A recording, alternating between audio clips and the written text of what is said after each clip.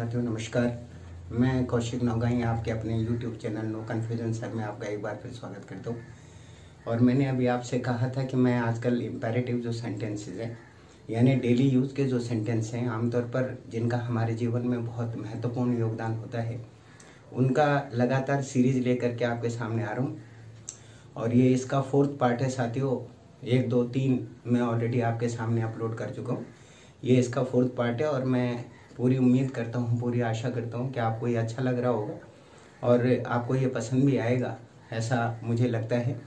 क्योंकि आमतौर पर इसमें उन सारे शब्दों का इस्तेमाल किया गया है जो बहुत ज़्यादा इजी हैं और रोज़मर्रा के जीवन में आपके इस्तेमाल होते हैं। यानी 7 दिन और 24 घंटे जब भी आप वार्तालाप करते हैं या जब भी आप किसी से कन्वर्सेशन करते हैं या कोई भी स्पीकिंग का अगर मोड आपका सामने होता है तो उसके अंदर इसका इस्तेमाल किया जाता है। तो उसको वेरीफाई करने के लिए, उसको क्लियर करने के लिए इन शब्दों का इस्तेमाल किया जा रहा है, इन सेंटेंसेस का इस्तेमाल किया जा रहा है।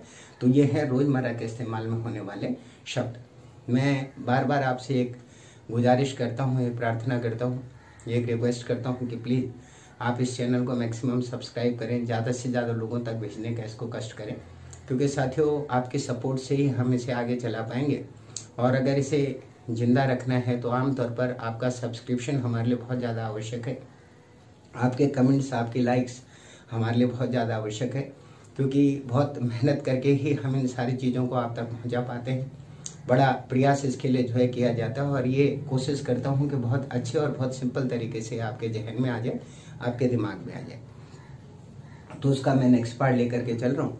इसको शुरू करने से पहले मैं आपके सामने 4 लाइनें एक बड़ी प्रसिद्ध शायरा हैं जिनका नाम आपका अंजुम रहबर है, उनके सुनाता हूँ।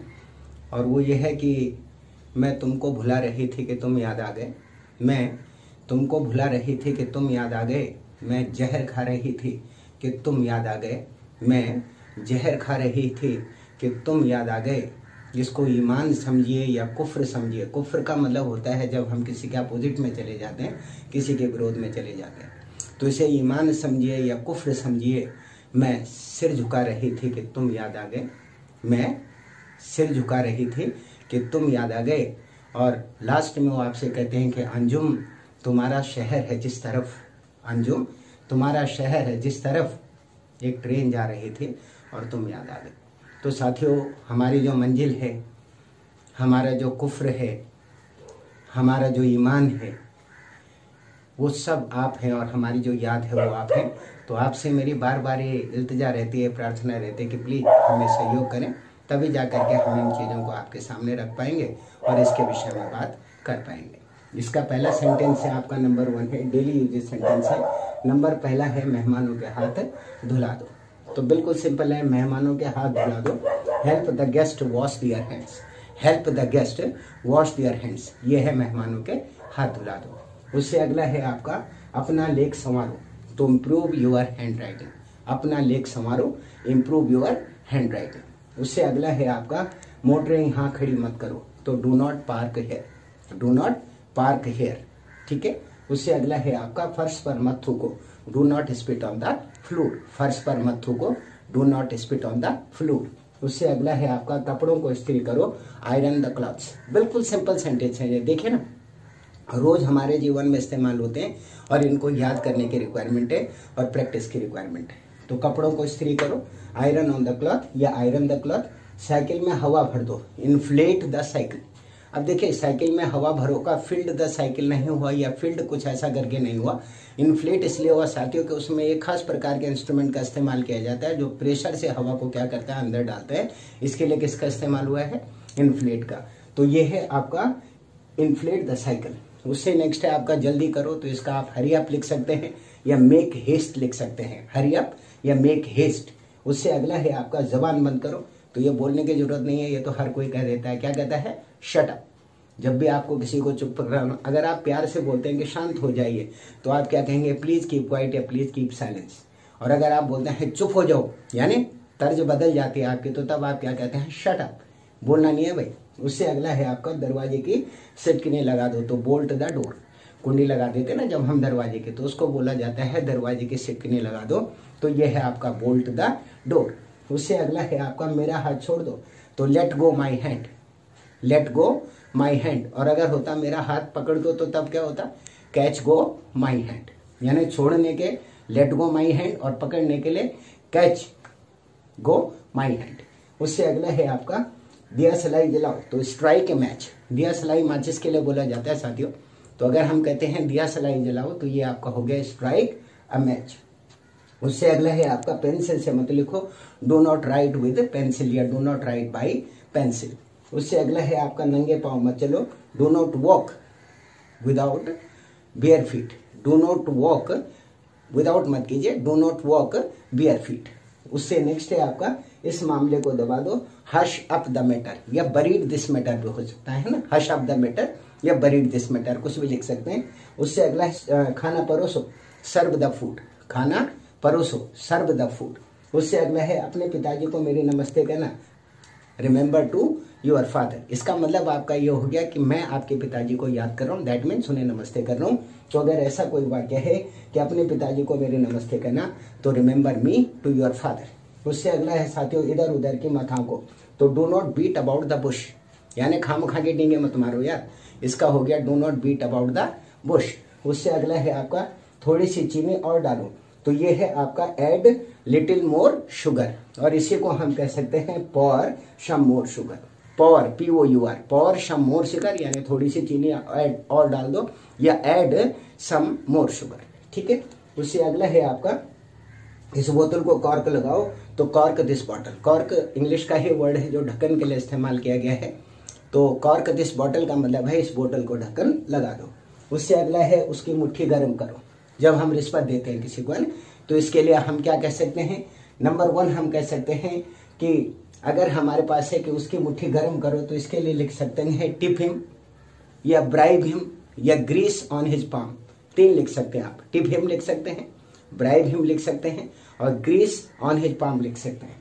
उससे अगला है अपने झगड़े मिटाओ, sink your differences, sink your differences.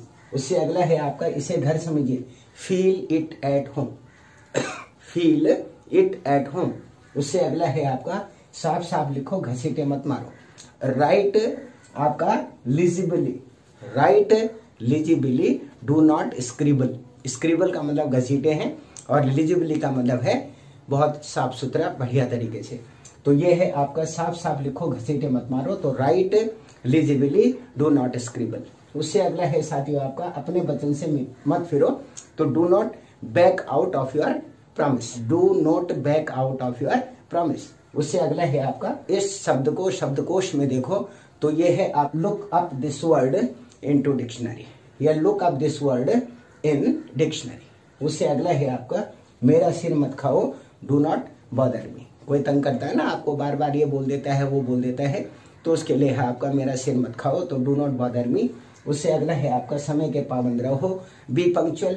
उससे अगला है आपका हाथ मिलाइए, शेक हैंड्स। उससे अगला है आपका चलो मैं अभी आता हूँ, away I follow you, away I follow you. उससे अगला है आपका सदा अवसर से लाभ उठाओ, always take time by forelock, always take time by forelock. Forelock में FORELOC के है ना। उससे अगला है आपका अपने स्वास्थ्य का ध्यान रखो, ये तो हर कोई बोलता ही है साथियों, क्या कहता है, take care of your health. वो आदमी भी बोलता है जिसको अक्षर ज्ञान बिल्कुल भी नहीं होता, वो भी कहता है भैया अपने स्वास्थ्य का ध्यान रखो, हिफाजत करो यार अपनी जरा। उससे अगला है आपका मुझे 100 रुपए की रोजगारी दो, तो give me the change for 100 rupees, give me the change for 100 rupees. उससे अगला है आपका किसी का दिल ना दुखाओ, तो do not hurt anybody's feeling या do not hurt anyone's feeling. किसी के दिल को दुखाना नहीं चाहिए, ये अच्छी बात नहीं है ना, क्योंकि दिल में कौन बसते हैं, भगवान बसते हैं। तो किसी का दिल मत तोड़िए, किसी का दिल मत दुखाइए, नहीं तो इसके परिणाम बहुत खतरनाक होते हैं। तो मेरा भी दिल मत दुखाइए, मैं आपसे इल्तिजा करना चाह रहा हूँ, एक रिक्वेस्ट करना चाह रहा हूँ कि अपनी इनायत साथियों हमारे ऊपर जरूर कीजिए। तो किसी का दिल न दुखाओ, तो do not hurt anybody's feeling. और उससे अगला है आपका अपनी आय से ज्यादा खर्च न करो, तो do not spend beyond your income. अपनी आय से ज्यादा खर्च न करो, do not spend beyond your income या बियॉन्ड योर मीन। और उससे लास्ट है आपका शक्ति है तो हाथ लगा कर देखो, तो touch me if you dare. बहुत सारे लोग कहते हैं ना हाउ डेयर यू, तो ये हिम्मत और साहस को प्रकट करने के लिए किया जाता है। मैंने जब कभी आपको मॉडल्स के बारे में बताया था, तब मैंने आपको बताया था कि एलेक्सिस वर्ब्स होते हैं और आमतौर पर इनके फंक्शन क्या होते हैं। उसमें हमने किसका यूज किया था, डेयर का, है ना। तो डेयर का मतलब है हिम्मत और साहस। तो शक्ति है तो हाथ लगा कर देखो, तो touch me if you dare. तो साथियों ये 35 हो गए। अब मैंने आपको करीब करीब 35 यानी मैंने आपके सामने जो सारा रख दिया है वो आपका 105 का रख दिया है। 105 सेंटेंस में ऑलरेडी आपको दे चुका हूँ। इसके जो बैलेंस है वो मैं बहुत जल्दी आपके सामने लेकर के आऊँगा। मैं आपसे दोबारा फिर प्रार्थना करता हूँ कि प्लीज़ इसे मैक्सिमम शेयर करें, लाइक करें, ज़्यादा से ज़्यादा लोगों तक पहुँचाएँ। मैं कौशिक नौगाई आपकी फिर इसकी 3rd 4th पार्ट लेकर के आपके सामने आऊँगा। तब तक अपना ध्यान रखें, अपने स्वास्थ्य का ध्यान रखें। आपका भविष्य हमेशा उज्जवल हो, आपके घर में हमेशा रोशनियाँ रहें, आपका घर परिवार सुख और शांति के साथ में साथियों रहे, और हर प्रकार की बाधाएं आपके जीवन से बहुत दूर रहें। और हमारे जीवन से भी बाधाओं को दूर करना मैं आपसे एक रिक्वेस्ट कर रहा हूँ, एक प्रार्थना कर रहा हूँ। इन्हीं शब्दों के साथ मैं कौशिक नौगाई आपसे विदा लेता हूँ। दूसरी वीडियो में फिर मिलता हूँ एक नए कॉन्सेप्ट के साथ में, इन्हीं सेंटेंस को आगे बढ़ाते हुए। नमस्कार।